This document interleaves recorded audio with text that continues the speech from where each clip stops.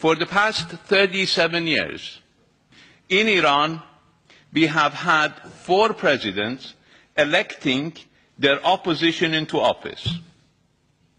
4 presidents.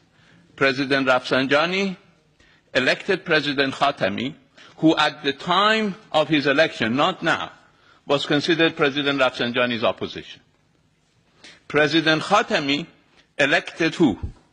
President Ahmadinejad, who nobody doubts was his opposition.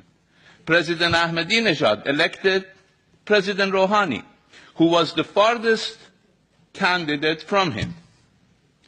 In all societies on whom you have not imposed sanctions, in our region, none of that has happened. The ballot box doesn't rule. So let me ask this question from you.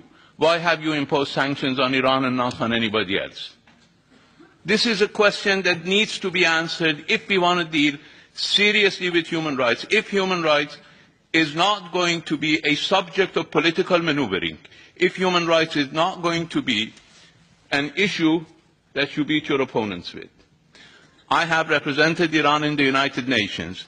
I saw at the time when the Saddam Hussein regime of Iraq was one of the proponents of human rights in Iran,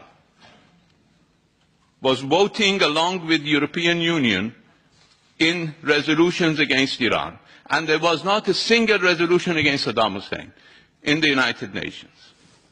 Then Saddam Hussein invaded Kuwait, and all of a sudden, he became the worst violator of human rights.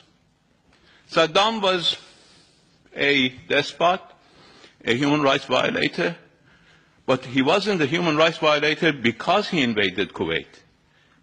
He invaded Kuwait because he was a human rights violator. And everybody in the international community put the cart before the horse.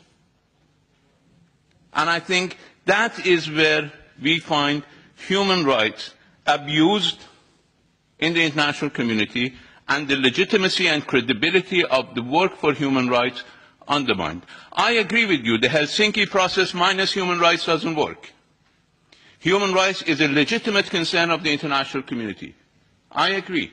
But then we need to respect the fact that human rights must be the determining point and not political considerations.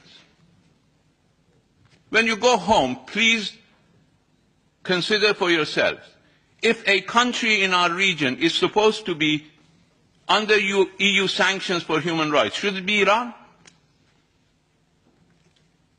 Just ask this question from yourselves. Should it be Iran? Or should it be the country that is bombarding the hell out of the people of Yemen? How many people have died in Yemen? You looked? More people die in Yemen on a daily basis because of Saudi bombardments than they die in Syria. Yes. Look at the statistics. Look at the statistics. Look at the statistics, sir.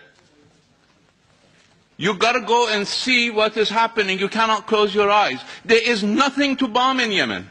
Nothing other than human beings. A cement factory has been bombed 5 times. A flour factory has been bombed 4 times because there are no targets. For the past 11 months, Yemen has been ravaged.